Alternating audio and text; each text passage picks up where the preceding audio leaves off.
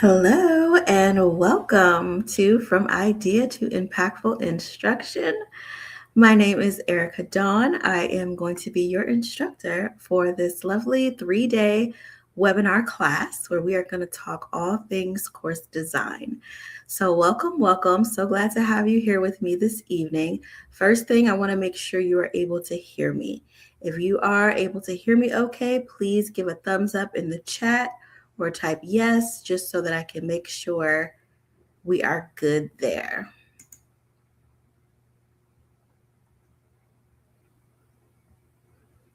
There is a slight delay from the live stream to, okay, good. Thank you. All right. Well, again, welcome.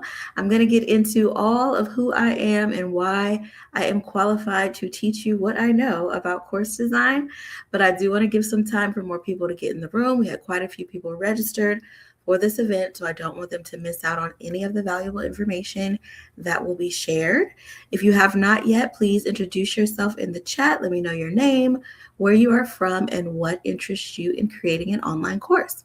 Whether you are an aspiring instructional designer or you just have an idea or something that you're passionate about that you want to package and sell to others, this webinar is for you. I'm going to teach you all about how to do that and go a little deeper than just having an idea and selling a course, okay? So let me know who you are in the chat. Again, we're going to give a few minutes before we get started with the presentation to allow more people to come into the room. Emails went out at 6 o'clock as well. So some people are probably just getting logged in. So in the meantime, go ahead and share where you are from. Let's see what we've got in the chat so far. All right. Edward says hello. We've got Kay Moberg. Hello, I'm looking forward to this class. I'm self-taught in ID and want to enhance my skill building. Okay, awesome.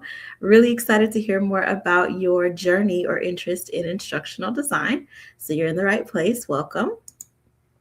Hello, Mamba. She is one of my voice acting students, which I'm going to tell you all about how I got started in this business with that, but she is one of my members there. But welcome, tapping in from Tennessee. Really looking forward to the webinar and seeing if this is something I can add this year. Absolutely. I know it's something that you can add because I already am familiar with what you've got going on. So absolutely. Yes. All right. So again, I am going to introduce myself here in a moment as we allow more people to come into the room a little bit late here. Which is fine. I'm going to get some housekeeping things out of the way. This is also the same link that you can use for a replay. So if anyone is watching the replay, you can actually go back and watch this for a little bit of time. I'm going to keep this up on the channel for at least a week. So you'll be able to go back and review the webinar at your own pace if you need to, okay? All right. So again, if you are just joining us, I see a couple more people have come in. Please introduce yourself. Let us know your name, where you are from, and what interests you in online course design. If it's just something you're curious about that you've never explored before, or you're an aspiring instructional designer and you want to get into ID, or you just have a wonderful idea that you would like to package and sell as an online program, all of that information is going to be helpful for you today on today's webinar. All right. So just like one more minute, and then we are going to go ahead and get started. I'm going to remind everybody again here in a moment, but if those of you who are here, you want to make sure you have something to take notes. I'm going to be giving a lot of information, and I don't want you to miss anything. So just be prepared to jot some things down. I will be stopping for questions along the way, but at the end, we will do a full Q&A. So if you have any really deep questions, I'll be more than happy to help you with that as well. We've got Kelvin here, who's also one of my students. Hello, Kelvin from the Shy. Interested in a few things. All right. I know y'all, so I know you should be interested in some of these things. Okay. All right. So let's go ahead and jump in and get started. It has been a minute since I have been on this platform, but I am going to do just fine with getting everything set up here. So let me get our presentation going. Want to make sure you all are able to see that. Hold on, I got to split the screen here.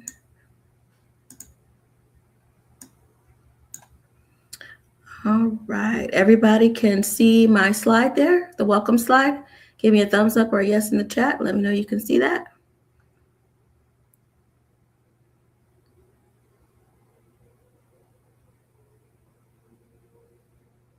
All right, cool. All right, so let me go ahead and take myself off of the screen. And then we are going to get into the things. Oh, it's good. I've got to make this up bigger again.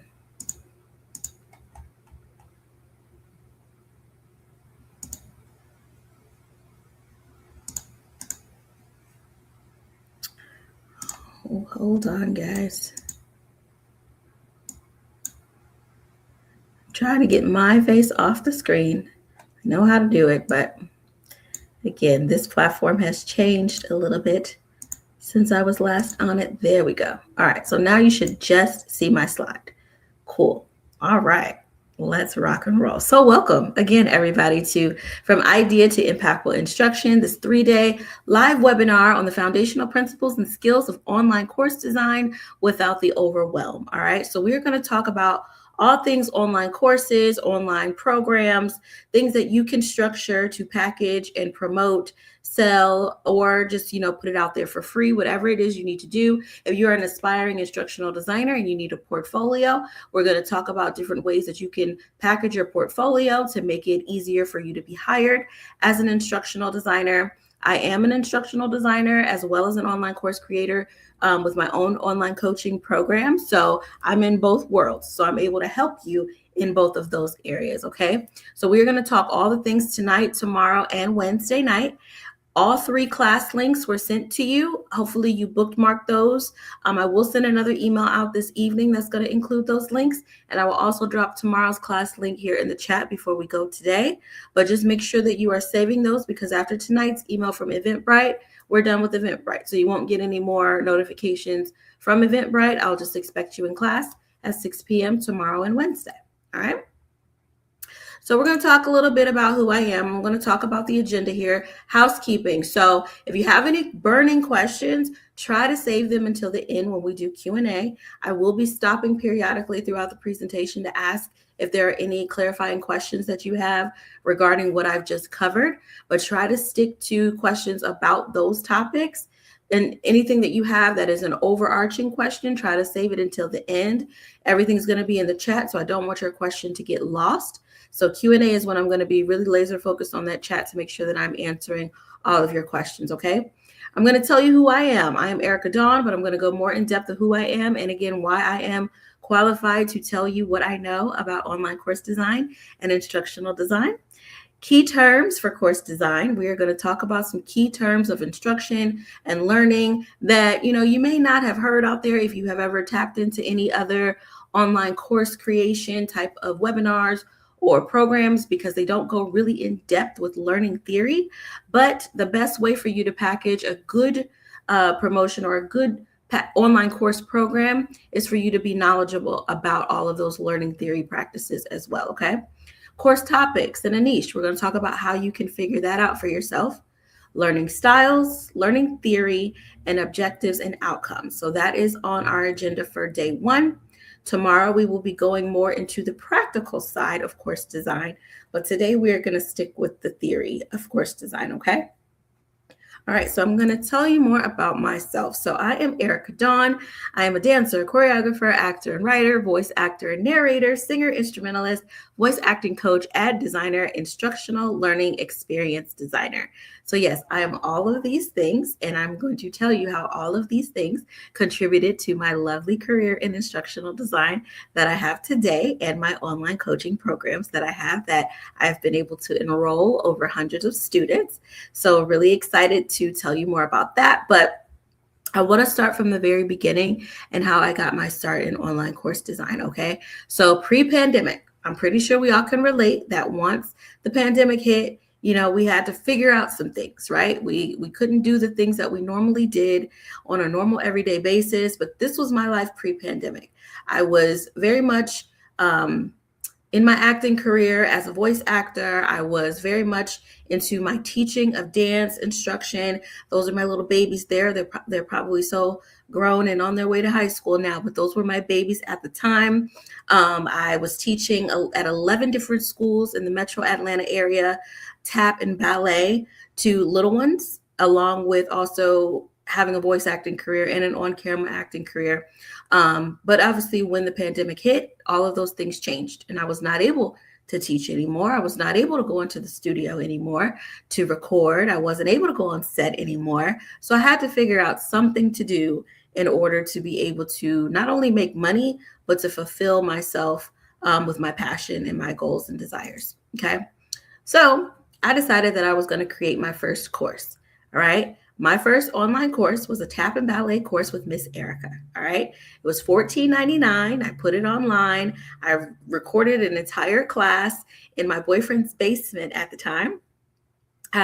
He helped me film everything. And then we packaged it up. I packaged it up, put it together, and put it on a platform called Thinkific, which I'm sure if you have ever tapped into course design, you've heard of that platform before. I put it all together, packaged it, and attempted to sell it. And it was a major fail. I did not make any sales with this course. I got one sale, and that was my boyfriend. He was gracious enough to go ahead and enroll, and I got one enrollment with this course. Okay. I have not let go of this idea 100% because I can bring it back. Now that I know what to do, I can bring it back. But these days I do not have the time to do that. But yes, so that was my first online course, but I didn't give up. And that is something that I want you guys to take heed of as well, is that you want to stay focused and stay dedicated, and why it's important for you to be passionate about whatever it is that you're doing so that you can stay dedicated. All right. So that was really important to me, that if I was going to try again, it needed to be something else that I was passionate about, that I know would not burn me out, that I know that I would be okay with continuing to do, even if I didn't make $1. If I didn't make a penny, I would be okay with that, knowing that I put something together that I was passionate about. Okay. So again, I was in the studio, I was recording, narrating audiobooks. That's my jam. That's what I do on a very frequent basis, even still to this day. But again, I could not go into the studio. I was missing the world of voice acting. So I said, well, and I would always get questions about how to become a voice actor. How did you break into the business? What do I have to do to become a voice actor? So I said, well, now that I know how to package courses, I know how to design courses to a degree at that point, maybe I can create a course on voice acting. So in 2021, 5 years ago, I decided that I was going to create just a workshop. So I didn't want to do a course just yet, but I was like, maybe I'll just do a webinar, a workshop, just telling people about the voiceover industry, how they can get started, and see where it goes. See if I get anyone to enroll into a Zoom course where they can meet me every weekend and we can just chat about voice acting and how to get into it. But again, it was very important that it was something that I was passionate about, that I didn't care whether I made money from it or not.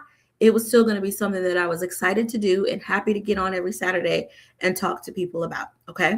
And it did very well. So I had a 4-week intro to voiceover course that took place over Zoom. So on Saturdays, we would meet with my class. I had 6 students enrolled in my first course. And we met every weekend and I taught them everything that I knew about voiceover.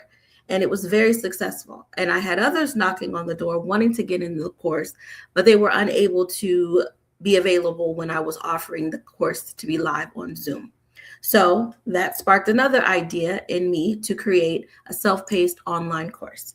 So I switched platforms from Thinkific to Teachable, which all of my courses are still on Teachable to this day. I really love the Teachable platform. And we'll talk more about that when we get into learning management systems and modalities and authoring tools and things like that. But I created a self-paced online course that told you everything about the basics of getting started as a voice actor. So this was a self-paced course that was offered on workshops. I teach workshops every month in voice acting. It's a free workshop that anyone who's interested in voice acting and narration can join. So I taught these workshops, and at the end of the workshops, allowed participants to enroll into my Intro to VoiceOver course. And that worked as well. So I have tons of students now that are very dedicated, but again, we'll go more in depth about creating a coaching program, because as you can see, I have students who are here who have been with me for years now, who are here on this webinar, who have enrolled in my Intro to VoiceOver course some years ago and are still with me. And that's really important. And we're going to talk more about that when it comes to talking about how to package your offers and not just putting anything out there just to make money. Okay. So I created that. And then from my Intro to VoiceOver course, I got tons of requests for it. We need a level 2. We need a level 3. So I created a level 2 course, then a level 3 course, and then also a course that was just dedicated to audiobook narration. So that is me, again, in my boyfriend at the time's basement. He's got all the equipment. He was a videographer. We filmed that course. All of the courses, batch recorded them, and all of that equipment these days is not necessary. This again was like 5 years ago. So we had to do all of that. Now you don't need all that. Okay. But at the time we had a full set going on where we filmed those courses and I put them online, and they have been very, very successful. And I'm very, very proud of my coaching program. So to this date, I have over 144 students enrolled in my Intro to VoiceOver program. All right. So if we think back to what I was talking about, that very first course that I created, which was the tap ballet course, I had 0 sales. I had 0 enrollments. Nobody was involved. When I first launched my Intro to VoiceOver course, I had 6 students who were enrolled. And now I have 144 students who are enrolled in my courses. These are also students who are just in the Intro to VoiceOver program. So keep in mind, again, these students have also elevated to level 2, level 3, level 4, all of the things. So they are enrolled in multiple courses that I have on my program. Also a demo course. So I started teaching them how to create their own commercial demos, which became a separate course. All right. So again, it is possible as long as you are doing something that you are passionate about. We've been 4 years since we created our Facebook program, which today marks 4 years for that. So clap it up for us with that. But a year before that is when I started my program. And since then, I have grown tremendously with my program. But it's only because it is something that I'm passionate about. It is something that I love to talk about. And it is something that I knew that it didn't matter if I made money or not. I was going to be passionate about it and interested in keeping it going. All right. So I want you to think about that when you're thinking about your course topics, or if you're creating a portfolio for instructional design, you want to think about creating content on that portfolio that you're passionate about, that you won't get frustrated or irritated with in your design process. Okay. All right. From there, I became a certified instructional designer. So the bug bit me when I started creating those online courses. Through voice acting, I ended up having a client who was an instructional designer, and I was a narrator for that instructional designer. And it sparked a lot of interest in what exactly it was that she was doing, which was very similar to what I had already done with my program. So I enrolled in a certification program. And I was in that program for, I think it was like an 8-week course until I was certified at the end, where I had to create my own online learning, learn all of the things about instructional design. It was wonderful. After creating that or getting that certification, I then went on to be hired as a higher ed instructional designer for a university here in the metro Atlanta area. Since then, I have moved on to the corporate sector. So now I am working as a corporate instructional designer for one of the largest food brands in the nation. All right. So I have worked in both spaces. So again, not only can I tell you about just the online course creation process and instructional design, but when it comes to instructional design, I've been in both worlds, higher ed and corporate. So I know both. Okay. So I'm able to kind of give you some insight on certain things that you need to pay more attention to on one end or the other. I'm here to answer all of those questions. All right. Since then, I've also hosted tons of workshops, whether they were on campus, outside of my work, where I can go and do these presentations on online learning practices, online learning theory, all of the things. Just most recently, I was blessed and honored to speak at the Online Learning Consortium Conference, which is one of the biggest instructional design conferences for higher ed in the world, and it takes place at Walt Disney World every November. So I was honored to speak and do 2 presentations for OLC this past November. So that is me, and that is my room of one of my presentations that I did. And I was there representing my own company. So EDV Learning Solutions is my instructional design company that I have since created, where I help higher ed institutions and their CETLs, or Centers for Education, Teaching and Learning. I help them to be able to add different elements or give them certain feedback or instructions on how to be better instructional designers, different assets of multimedia that they can use, so on and so forth. Okay. All right. So that is me. I'm going to shut up about me now, and we are going to get into course design. All right. So first thing, so I can make sure I've got your attention, give me a thumbs up in the chat or yes in the chat if you're still with me and you are ready to talk about all things instructional design, or not instructional design, but course design specifically, because I'm not just talking to IDs here. I'm talking to those who've just got an idea. All right. All right, cool. Do we have any instructional designers in the chat? If you are an aspiring instructional designer, or you currently work as an instructional designer, can you let me know in the chat? It's okay if you are not, because this is for any and everybody who is interested in course design.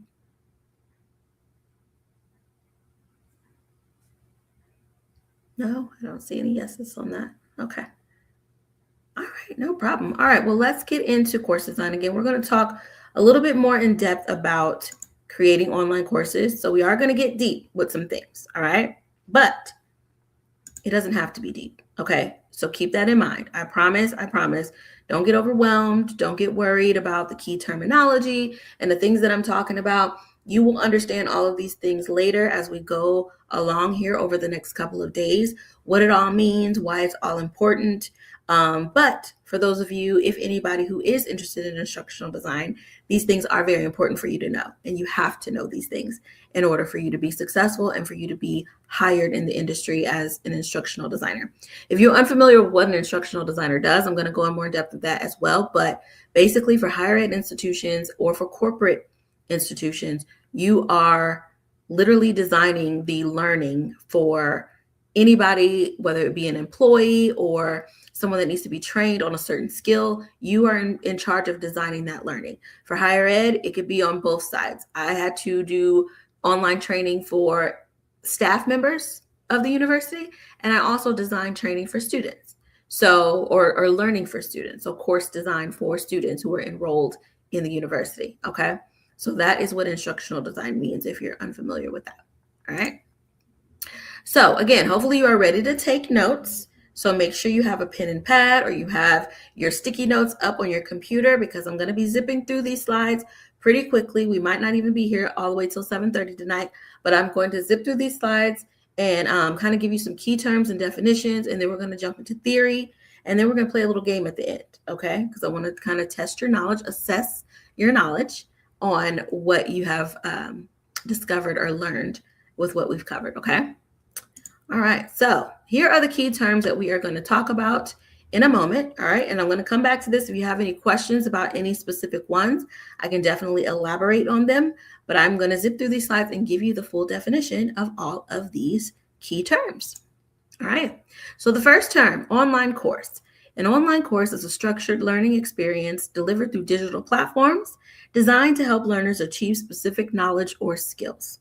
It typically includes organized lessons, activities, assessments, and multimedia content that learners can access either live, self-paced, or in a blended format.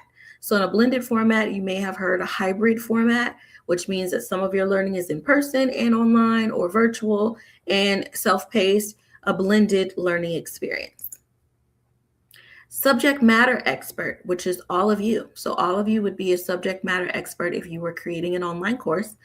A subject matter expert, or SME, as you call it for short, is an individual with deep knowledge, experience, or specialized skill in a specific topic, area, and course design. The SME provides the content expertise, while instructional designers help transform the expertise into effective, well-structured learning experiences. Okay, so that is what a SME is. Now, I'm going to tell you that there is a stark difference in being a good SME and being a good instructor, okay? Trust and believe, I've seen it every single day in every avenue in which I work, okay? Whether that be in higher education or that be in corporate, all right? Just because you are a good subject matter expert and you know all the things about a certain topic or subject area does not make you a good instructor or teacher of that subject. All right?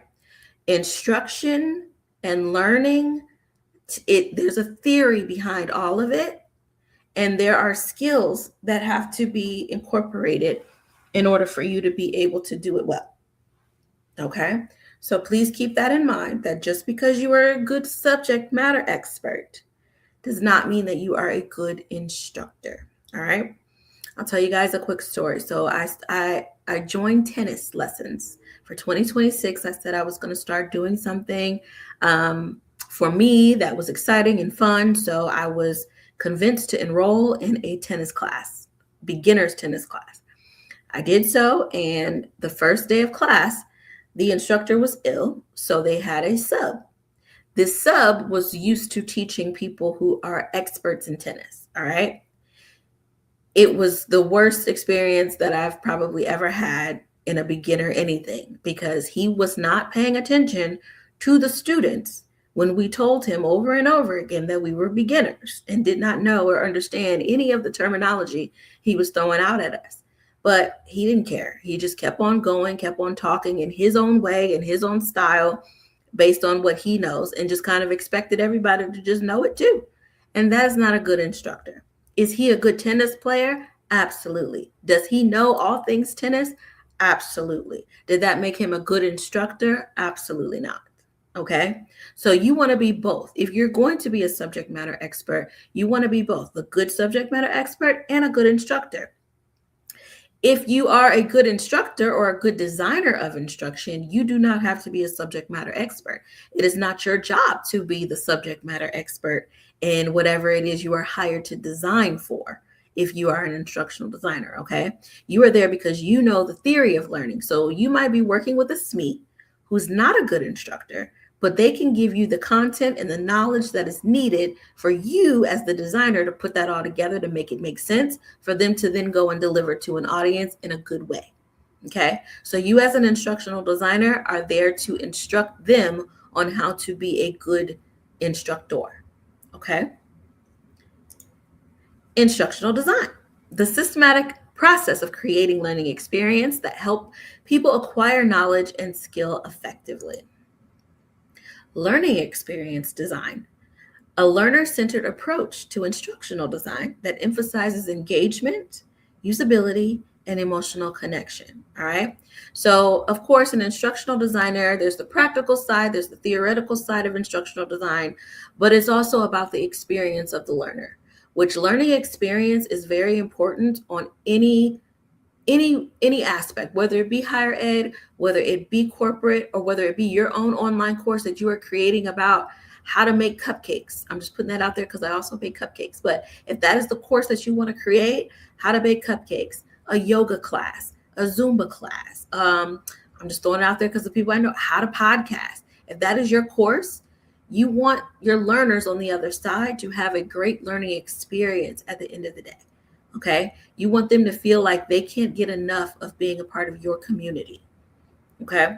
So that is very important whenever you are designing anything that you are teaching people what to do.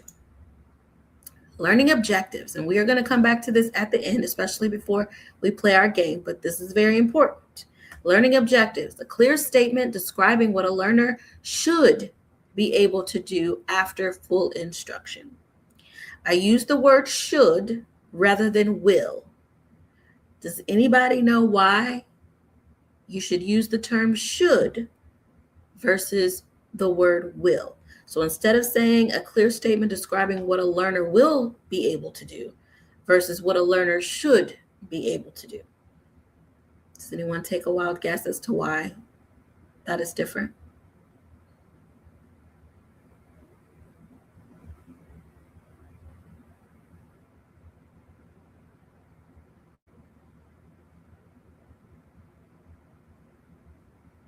No takers?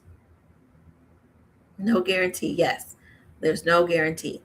Believe it or not, there have been institutions, higher ed institutions, that have been sued because of learning objectives. Okay. You, as a course designer, if you go and you sell a coaching program for $2,000 and you have learning objectives in there that says that they will for sure be able to do something, and they're not able to do it, or they deem themselves not able to do it, guess what? You've lied to them, right? And they can come after you for that. All right. So it's really important that you are stating things to make sense. So whenever you're creating a learning objective, you want to use the word should versus will. Okay. So they should be able to learn this. If they're doing everything that you told them to do and they're doing everything correctly, they should have no problem being able to execute whatever it is that you've taught them to do. Okay. Now, also pay attention to where it says learning objectives, what they'll be able to do after full instruction. So objectives and outcomes get misconstrued a lot of the time. Your objective is what everyone should be able to do at the end of your course. Okay.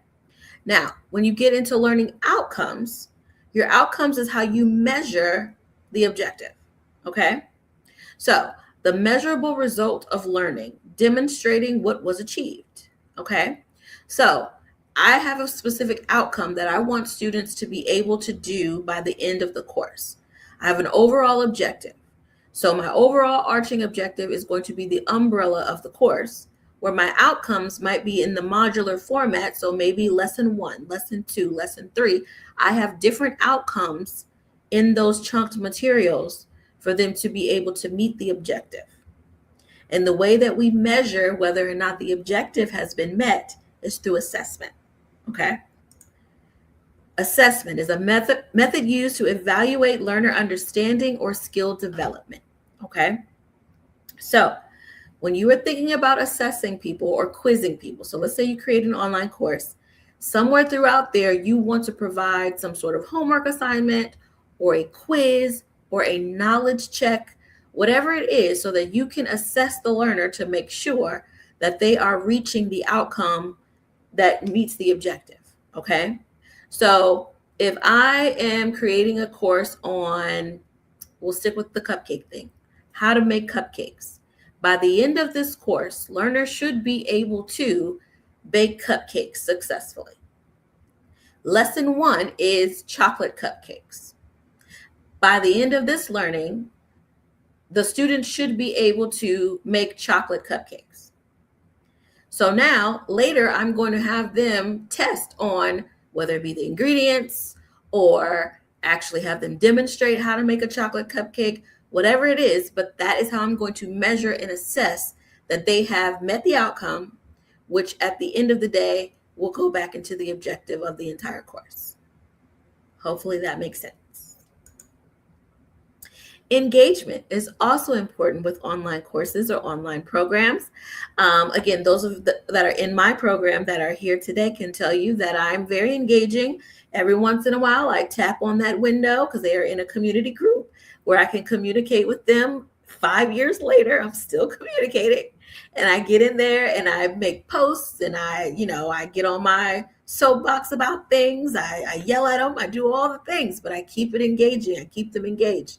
All right. So the level of a learner's interaction, participation, and involvement in the learning experience. You want to keep your audience involved. Invite them in. Invite them into a community. Okay. If you are creating a portfolio for instructional design, make it engaging, make it fun, make it interactive. Seeing those skills on your portfolio are going to take you further in instructional design when it comes to being hired, especially in higher education, because engagement is key these days. Everything is short form content, online, everything. The videos that they watch, the education that they're getting through YouTube, all of the things, you have to be engaging. And if they're able to see that you are able to create engaging learning, chances of you being hired are going to go up. Okay. So engagement is really important. Chunking or drip is breaking content into smaller, manageable pieces to improve understanding and retention. All right. So bite-sized chunks of learning. You never want to have a learning module that is any longer than, I say, 10 minutes. And 10 minutes is a stretch. All right. You want to keep learning small and short form. Okay. Especially today with Gen Z learners or just learning styles of today and what's out there. People are used to short form content. So break it up. Break your things up into lessons, into modules, things like that. Drip basically is a drip content process where if someone enrolls into a course that you have, whether you put it on Teachable or you put it on Thinkific, you can create drip content where they won't be able to access level 2 until they have fully completed level 1's duration period of learning. Okay. So maybe you have 7 days to complete level 1. They won't get level 2 content until day 7. All right. So you're dripping that content as they go along in the course rather than giving it all at once. So my intro to voiceover course, once they enroll in that course, they've got all of it at one time. All right. Whereas I have now changed or redesigned my program to where now it is going to be a hybrid course and it's going to be dripped. So now when they go into their learning, they're only going to get week 1. Then they'll get week 2 at the end of week 1. They'll get week 3 at the end of week 2. Things like that. So you're chunking it out, you're dripping the content so that it keeps them engaged. It keeps them coming back looking for more. Okay. So hopefully you guys can see how all of these terms kind of tie into one another. One begets the next thing. A learning management system, or an LMS, is a platform used to deliver, track, and manage online learning. So platforms like Thinkific, Teachable, I don't know if you guys are familiar with Udemy. It is in school is one that is out that I'm like really obsessed with diving into school as a platform. These could be considered learning management systems, but they're more like a hosting platform. But it could be an LMS because you are literally creating the learning within the platform. School, not so much because you don't actually design in it. You're just basically putting the information into school. So it is basically a hosting platform. But a learning management system would be something like if you're familiar with Blackboard or Canvas or D2L Brightspace, which are learning management systems that are usually used in the higher ed space. Or if you are, again, a course designer and you know of Thinkific and Teachable and things like that. Or if you are an instructional designer, you know about Articulate 360 and Rise. Rise is a learning management system. Storyline is not, because Storyline is an authoring tool, but Rise can be an authoring tool and a learning management system because you can actually create the learning there and export it into a SCORM, which the SCORM is then put into a learning management system, all the things. So again, we're going to get more in depth in that day 3 when we actually talk about authoring tools and learning management systems, but that is what that is. Accessibility. Designing learning so it can be used by people with diverse abilities and needs. So again, very, very important. I will say in the corporate space, accessibility hasn't been something that has been something that has been really, really honed in on because the area in which I work is very skill specific and hands on. So it is the training or the e-learning that I provide, it is specifically for hands-on training. It is specifically for those with the ability to be able to do certain things, but I am now digging into making things more accessible for those with disabilities who could be hired on the job, which isn't looked into as much so far in my experience with corporate. But in higher education, it is 100% absolutely important for you to know how to create accessible learning. Okay. Now, that comes down to color themes. That comes down to them being able to create their own learning journey and being able to create different learning styles, which we're going to talk about that in a moment. Not create learning styles, but speak to different learning styles, because some people are auditory, some people are more hands-on, some people are more visual. It all matters, okay? Our learning management system had a way for you to score the information that was being put into the learning management system for accessibility. So it would do its own accessibility check and say, hey, this picture is a little blurry. It's not really designed to be good for accessibility. Or there's too many graphics on this page that you've put in here. This video is too busy, or it's not really good for accessibility. So it catches all of those things, but you want to definitely make sure that you are paying attention to those things when you are designing learning, especially outside of a space where when you are the one in control. You want to make sure if you're selling to an audience that you make sure that any and everybody can be able to take that learning and be successful.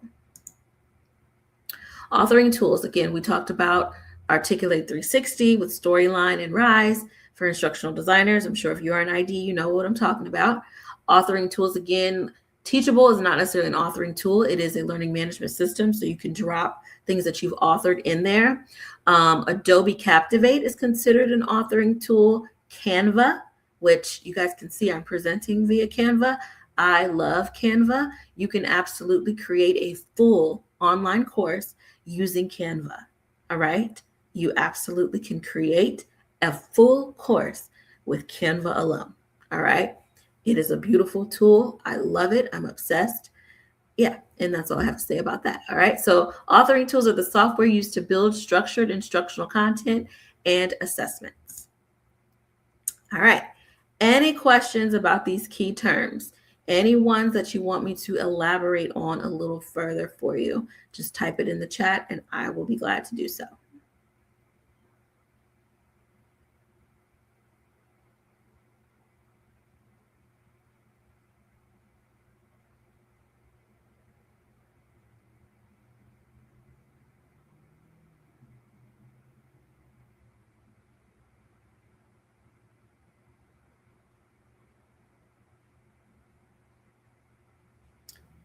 Canva is the Walmart of creativity. Canva is amazing. I love Canva. This says, is Camtasia necessary to learn? Camtasia, I'll be honest, the extent of Camtasia that I've used is for screen recording. Beyond that, don't have a whole lot of experience with Camtasia outside of screen recording and screen capturing. There are other tools that you can use that do the same thing as far as screen recording. I use Loom. Loom is another one that I absolutely love in place of Camtasia. It does all the things Camtasia does, but on a less expensive and easier, more user-friendly scale, I guess is what I'm trying to say. So that's the extent that I've used Camtasia. I haven't used Camtasia in years, but I do know how to use it. I have used it before in the past. If you have used Camtasia in any shape or form and you are trying to be an instructional designer, you need to absolutely have that on your portfolio. So one thing I will tell you as a trick with portfolios, and I'm just giving you a gem, is to screen record yourself using the tool. Okay? Slap it on your portfolio. It shows the skill. It shows that you are able to use it. Doesn't mean that you'll be using it on the job. I've never used Camtasia on the job before, ever. But it is one that you see pop up in job descriptions and requirements and things like that. It also was on the job description for both the higher ed job that I had and the corporate job that I have, but I have never used Camtasia on the job ever. Okay. Any other questions about terms?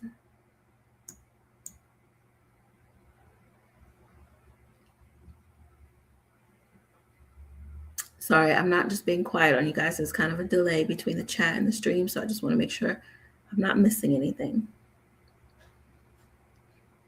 All right, well, let's move right along. Establishing a course topic. All right, so let's talk about that. And this is not just for those, again, who want to create your own course, but those who are creating a portfolio. How do you come up with the different samples that you want to use on your portfolio? All right, so you need to niche down. You need to think about things that you love to do. What are you good at doing? Could you teach others to do it? And would you want to get paid to teach others to do it? Okay. So what do you love to do? Think about that. You can think about it right now. What is something that you just absolutely love? What are you good at doing? Are you good at doing whatever it is that you love to do? Could you teach others how to do what it is that you love to do? And would you want to get paid to teach others to do what you want to do? Or could you be able to get paid to teach others how to teach what it is they know? Okay. So think of those things as niching down and how you're going to come up with your course topic. Is there anyone out there who has a course idea and you already have a topic in mind? You don't have to share what your topic is if you don't want to, but you have a topic in mind that you were thinking about creating a course with?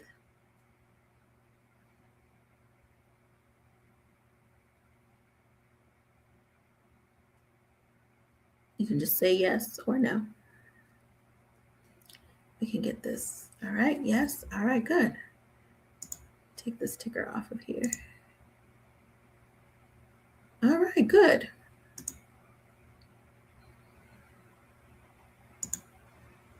All right. So now let's get into learning styles. All right. So we talked a little bit about learning styles. Learning styles refers to the way people prefer to engage with information, such as visual, auditory, or hands-on learning.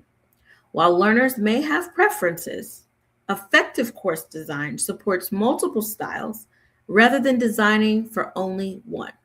This ensures broader accessibility and stronger engagement. All right. One surefire way to make sure that you are engaging with your audience and providing a different learning style is to create caption learning. All right. So everybody doesn't want to hear your voice. Everybody doesn't want to look at you. But if you have it captioned, they're able to read the content if they choose to and put you on mute, or they can listen to what you have to say and watch you on a video explaining or demonstrating whatever it is that you're doing. Or they may be more auditory, so they may just want to listen to what it is that you're saying and not really have to read anything or look at anything. They just want to plop you in their ears and listen. All right. So a good course or a good learning experience will provide all of those different areas or different avenues to be able to learn the content that you are doing. This day and age, everybody is in the podcasting era. Podcasts are very popular. Okay. So my recommendation is for any course that you create on your own, you have some sort of MP3. It doesn't have to be an actual podcast, but a podcast style format of your learning or chunks of your learning where your audience can listen on the go. Okay. That is my recommendation, that you have something like that. For those of you who are creating an online portfolio for instructional design, Notebook LM, which again, we'll talk more about that on day 3, but Notebook LM is a really good platform where you can actually create a podcast through Notebook LM. You plop in the information. It's kind of like ChatGPT, but you give it all the information that you wanted to chat about, and it will generate a podcast for you that you can download and plop the MP3 into your learning management system as a part of your course. Okay, but we'll talk about that later. But again, it is something that is highly recommended. Obviously, video is very recommended. Short form content, anything that is popular today, you need to have that somewhere incorporated in your learning to give your audience those options. All right. All right. So now let's talk about learning theory. So we're going to talk about theory because in the instructional design world, there's 2 things I want you to understand. When it comes to education in the instructional design world, you can only get a master's degree in instructional design or above. There is no undergrad program for instructional design. However, in those programs, you learn all about theory, and it doesn't really give you the practical side of instructional design. So a lot of people graduate with all the theory and knowledge behind learning, but don't know how to actually click their mouse, get through articulate storyline, and design an actual learning experience. Okay. Then there's those who have watched the YouTube videos. They have learned the practical side of things and how to use those tools, but they don't know anything about theory. So the learning experience is still jacked up because they've just got a whole bunch of buttons for people to press and drag and drops, but there's no mapping or course mapping behind it, or any real theory behind why they have designed the learning the way that they did. So both are equally as important.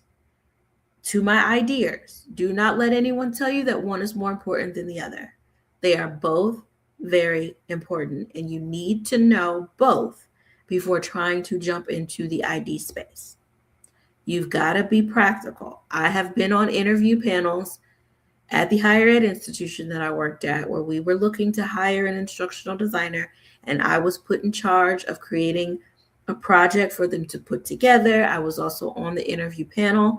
And when I tell you, I was astounded at how many people were currently working as instructional designers or looking to transition from teacher to instructional designer or whatever it may be, but had no practical knowledge about how to actually design a course, how to put it in a learning management system.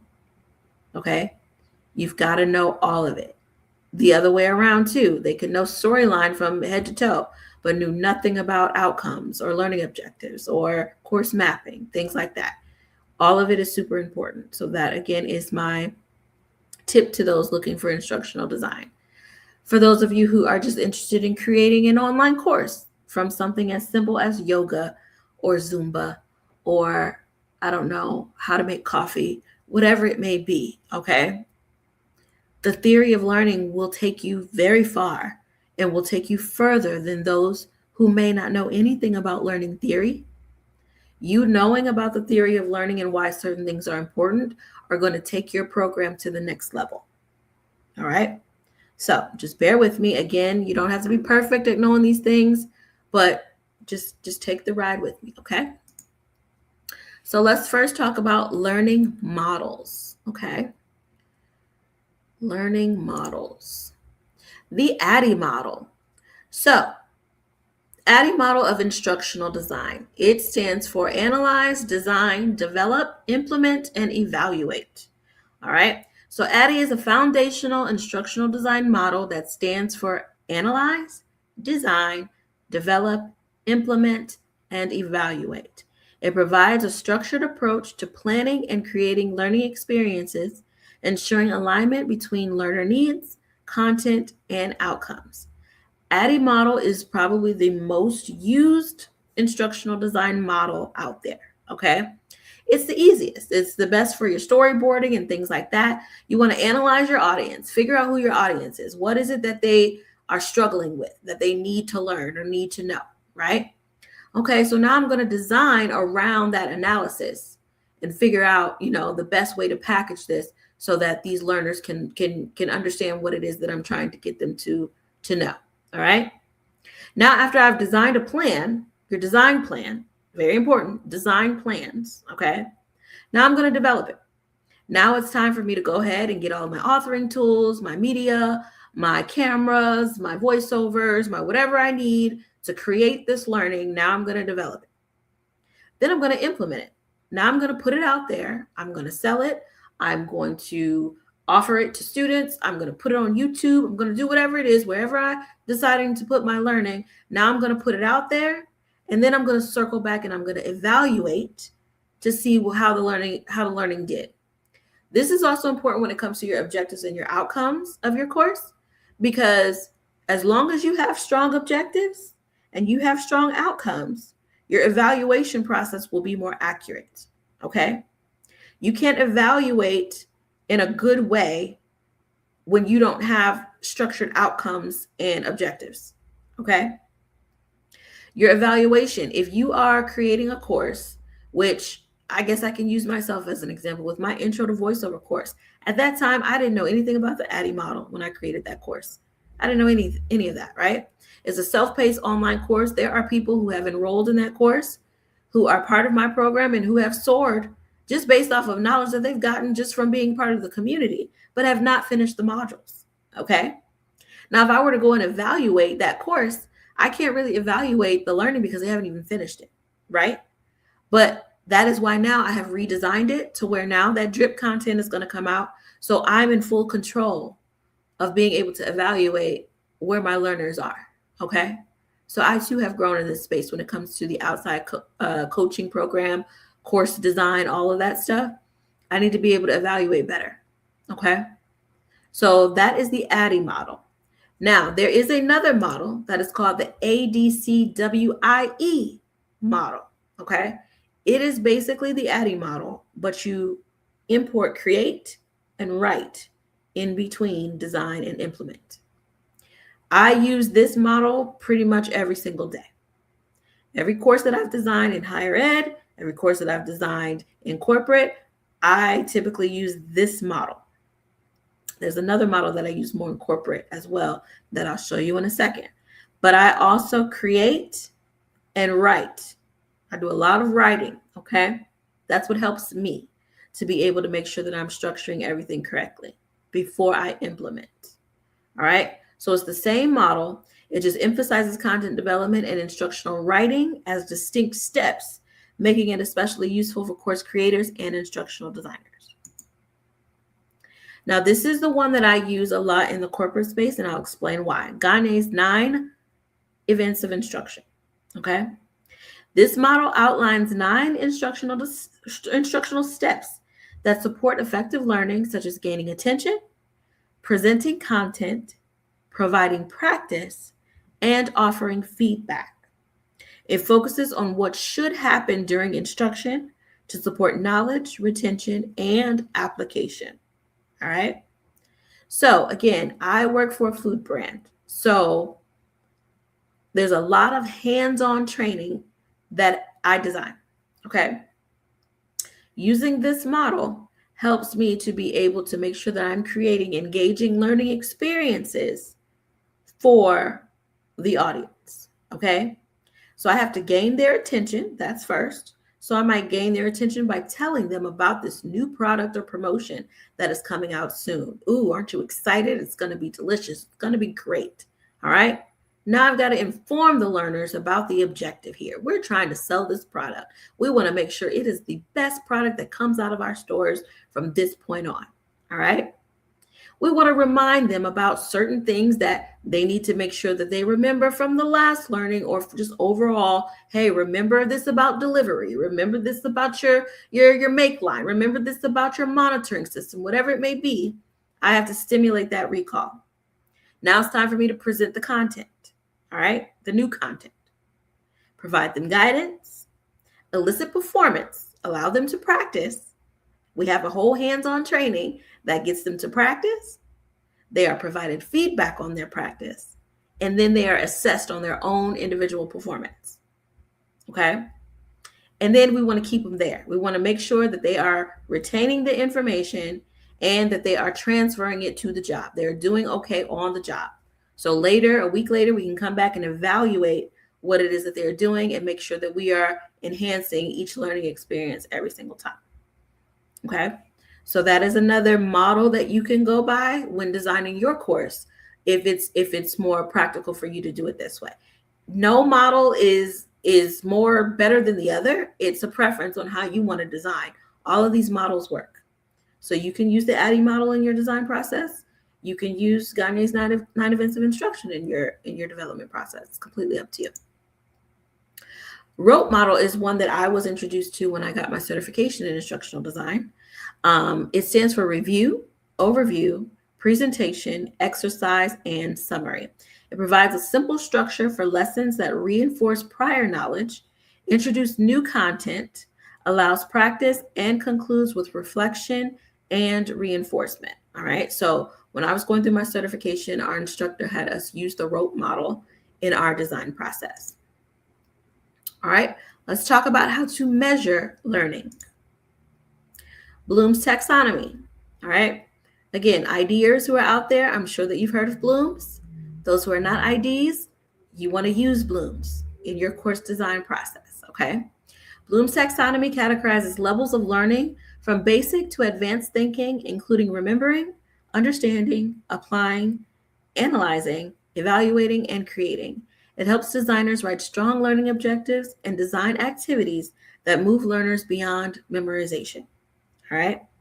This is very important for you to be able to use these verbs when you are coming up with your objectives and your outcomes. These verbs are going to help you create those outcomes to make sure that you are able to measure learning. Now, I will say that understand, there's no way to measure anyone's understanding of anything. All right. So let's forget about understand. We are not going to use understand whenever we are creating learning. Okay. You may want them to recall or remember something, but you've got to be able to assess them on that. So think of a way that you would get yourself to know that they remembered. Apply. That may be more hands-on. I'm going to watch you apply these steps that you are learning, but my outcome has to say that that is how you will be assessed. Analyze, evaluate, or create. I need to be able to watch you do all of these things. The easiest verb that you can use is identify, because most assessments, quizzes, knowledge checks are in multiple choice form. So they're choosing the best option. They are identifying the correct answer. So just know that if you are going to stick with a multiple choice format, identify is probably going to be your closest friend. All right. If you want them to be able to apply something. So for example, in my new redesigned voiceover course, if I want to know that they are able to edit something, I may have them submit a raw file to me with no edits and also the edited version of that file. Now I know that they are able to apply the skills that I taught them to what it is that I'm asking them to do. All right. So you by the end of this learning, you should be able to edit your 30-second voiceover recording. The way that I'm going to assess that is you should be able to apply the skills taught to be able to edit your recordings. So now when I go and I look at those assessments, I can say, yes, you were able to apply those steps correctly. You did it. But I'm not asking them to identify anything. If I wanted them to identify something, I may give them a few terms and say, identify the term that means plosives. And then they have to identify it from a list. All right. So again, hopefully I explained that in a way that makes sense as far as Bloom taxonomy verbs, but you want to keep that in mind when you are creating your course. All right. Any questions on styles, models, theory, or measuring?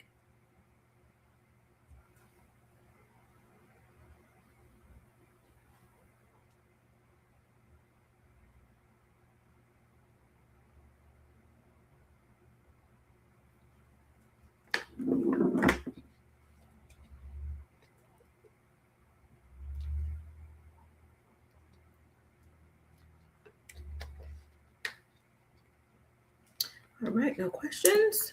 All right, let's keep moving. All right, so going back to learning objectives and learning outcomes. So again, a learning objective is a clear statement describing what a learner should be able to do after full instruction. And the learning outcomes are the measurable results of learning, demonstrating what was achieved. All right. So we are going to play a little game. So I want you guys to get your fingers ready in the chat because you are going to tell me what you believe the correct answer is after I give you a scenario. All right. So give me a thumbs up in the chat when you are ready for us to start the game.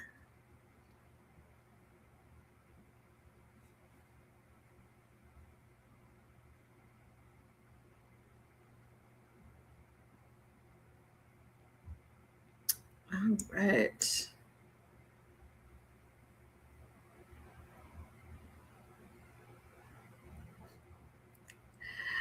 All right, let's do it. Let's see. All right, which is the correct learning outcome? All right, here's a scenario. You are designing a very simple lesson for young learners. The course title is The Color of Fruits and Vegetables. The course objective: students should be able to identify the correct color of various fruits and vegetables. Lesson number 1: the color of a banana. All right. Which of the following is the best written learning outcome for this lesson?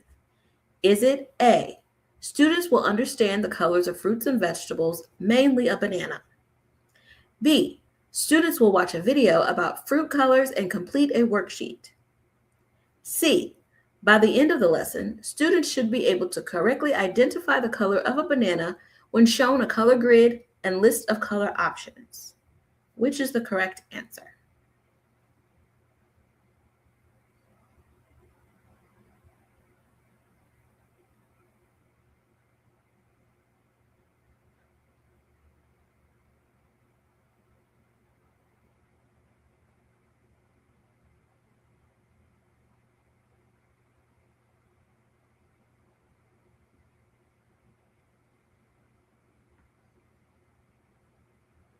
All right, we've got some people with the correct answer in the chat. Anyone else want to give a guess? All right, yes, the correct answer is C. All right. By the end of the lesson, students should be able to correctly identify the color of a banana when shown a color grid and list of color options. So, why is this the correct answer? Number 1, it includes a condition when it shows a color grid or list of color options, which is optional. Your outcome doesn't have to have a condition, but I put it in there for the sake of this little quiz. Includes a measure, correctly identify, which means I can score that. I can say, Tommy correctly identified the color of a banana, right? I can score that. Directly aligns with the course objective. So remember, our objective is students should be able to identify the correct color of various fruits and vegetables. Is a banana a fruit or vegetable? It is. Were they measured to identify the color of a banana? Sure was. So it tied back to the overall objective. Okay. Does that make sense to everyone? Give me a yes or no in the chat if it does not.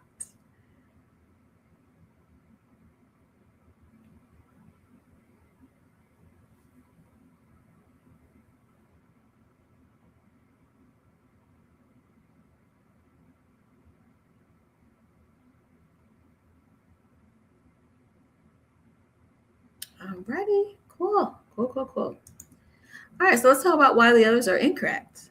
Students will understand the colors of fruits and vegetables.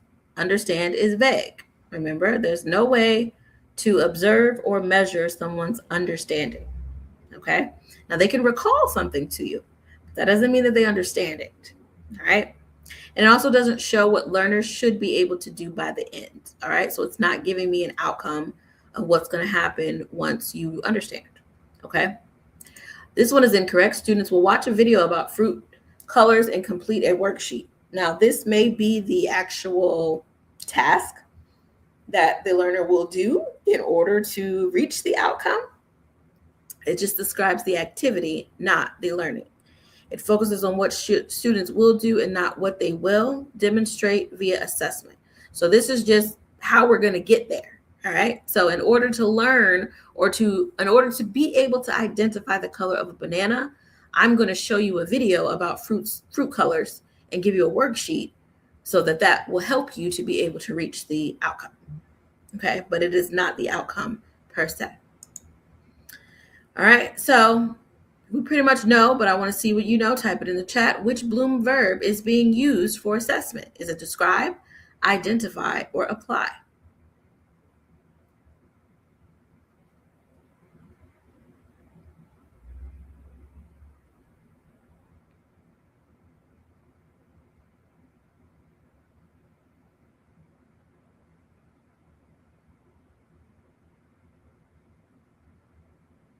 Yes, identify. Good. Good job. Good job.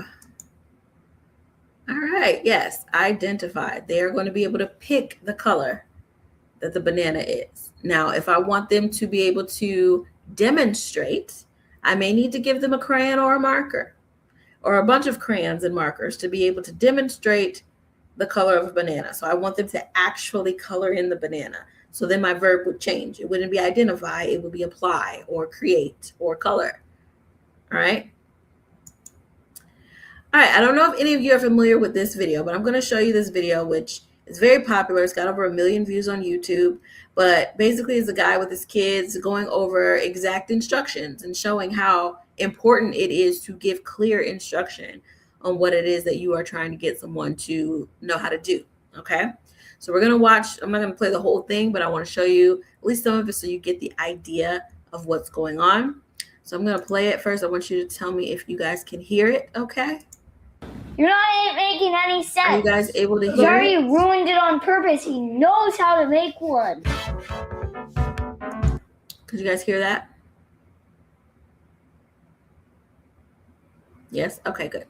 All right, let me play it again.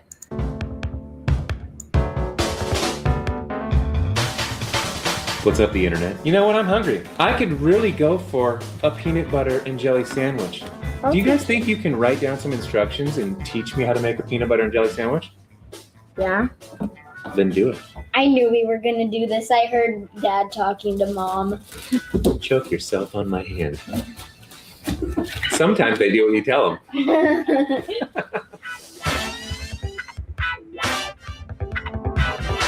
Dad, I'm done. Step 1. Get 2 pieces of bread out.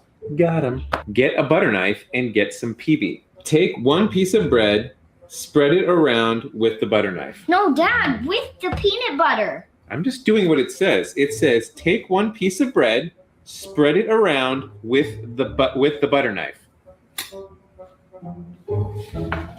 Hold on. Get some jelly, rub it on the other half of the bread. No, Dad, open the jelly. Well, it doesn't say to do that. Put the breads together on top of each other. Take a big bite. This doesn't taste like a peanut butter jelly sandwich. Fail. Yeah. Oh, yeah. Sorry, I had to make it extremely specific. Oh, good. I'm starving. Take 2 pieces of white bread out of the bag. Take the lid off the jar of peanut butter. Get a butter knife and stick it inside of the peanut butter jar. With the knife, scoop a bit of peanut butter out of the... That means like a lot. A bit means a lot? In my world. Spread your scoop of peanut butter onto 1 of your pieces of bread with the knife. All right. There we go. You're doing better than before, though. Open the jelly jar. Squeeze it onto the other piece of bread. No. Done. Closer. You suck. Get 2 pieces bread. Get some peanut butter. Take the peanut butter knife. Open the peanut butter. Put the knife in the PB. Get some jelly. Open the jelly. No. Squirt the jelly onto the bread. You're supposed to... Take the butter knife with the peanut butter on it. Wipe it all over the piece of bread that's blank. Take the butter knife, rub the jelly all over the piece of bread. Oh, he's doing better. Oh. It says all over. Put the 2 pieces on top of each other. This is how I meant. Take 2 pieces of white bread out of the bag. Take the lid off the jar of peanut butter. Get a butter knife and stick it inside of the peanut butter jar. With the knife, scoop some of the peanut butter out of the inside of the jar. Spread your scoop of peanut butter onto 1 of your pieces of bread with the knife. No. Squeeze some jelly onto the other piece of bread. Spread the jelly on the bread with the butter knife. Put your 2 pieces of bread, peanut butter and jelly sides together. Done. All right, so you guys get it. But that just is a fun video showing the importance of being very specific in your instructions and how you literally have to lay out everything, okay? You have no idea what people's learning styles are, what their learning needs are, but you have to be very specific in your learning, all right? All right, so we've got about 15 minutes left here, open for Q&A. So if you have any questions about anything that we've discussed today or general questions about course design or instructional design, now is the time to go ahead and type it in the chat, and I'll be here to answer any questions that you have.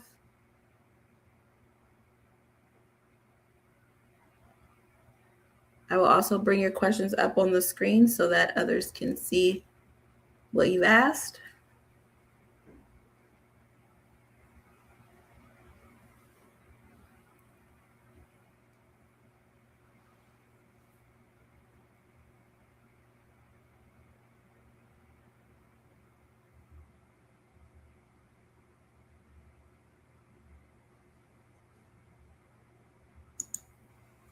Should one consider getting certifications, and where do you recommend?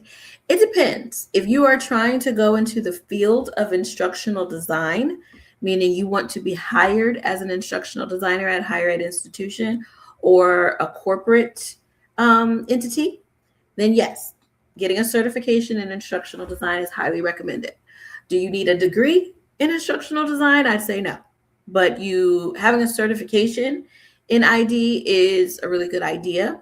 It's a quicker process for you to get through it. A lot of times it's going to give you both sides, the practical knowledge and the theoretical knowledge that you need to become an instructional designer. Or there are courses out there on instructional design and course design that can help you along the way as well, even if you don't have that certificate. Most hiring managers, what they're looking for is that you can actually do the job. Can you actually design some learning? More often than not, they're going to give you a project to work on, or they're going to want to see your portfolio. If you are trying to go in instructional design, a portfolio is required. You need to have a portfolio. And on that portfolio needs to be demonstrations and showing that you have created online learning, created online courses, and have used various tools, usually like Articulate 360, Storyline, Rise, Captivate, Camtasia, all those things will go into your portfolio. If you are just wanting to create online learning, an online coaching program, an online course on your own, no, you do not need a certification. You just need to create it. That's it. Any other questions? Now's the time. Go ahead and ask for class day 1.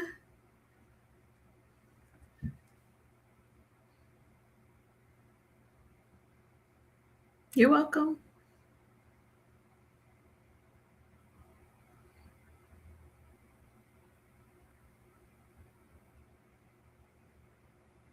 Don't be shy. If you have questions, ask away.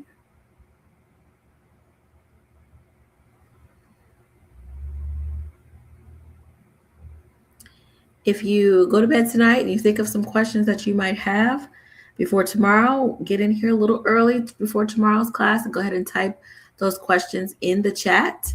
And I'll be more than happy to answer those questions before we get started on what we're going to discuss tomorrow. So tomorrow we're going to get into actual design practices. So we're going to talk more about Canva and things like that, right? We're going to talk about multimedia tools and different things that you can use to create your online course, okay? Delivery and modality. So different ways that you want to deliver your online learning and different modalities in order to do so. And we're going to talk about what sells and what hires, okay? So again, if you are looking to create an online coaching program, then the what sells is going to be for you. If you're in an ID and you are trying to create a portfolio and things like that, we're going to talk about what hires, okay? So all of that is tomorrow. Let me drop tomorrow's class link in the chat. Again, you're going to get an email, a thank you email from Eventbrite that is going to have, oh goodness, hold on. That is going to have your class links in that email. But let me bring myself back up on stage here. But that will be the last email that you're going to get from Eventbrite. So I want to make sure that you guys are getting what you need for class day 2.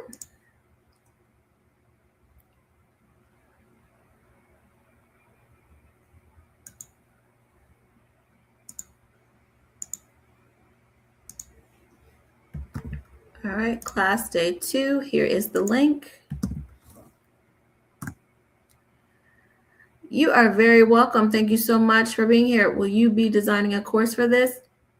I will. I will be designing a course, and we will be talking more about that on Wednesday. But yes. All right, so that is for tomorrow's class, the link that I just dropped in the chat. Make sure you bookmark it, get ready to go with it, and I will see you guys tomorrow at 6 p.m. All right, and this is a replay link as well, so if you want to go back and review anything or think about any questions that you may have for tomorrow's class, feel free to go back and review and drop those questions in the chat first thing tomorrow at 6 o'clock. So if you want to come in about 5 minutes early just to be ready to go and to drop your questions, that would be very helpful. But other than that, I will see you all tomorrow. All right. Have a great night. Bye.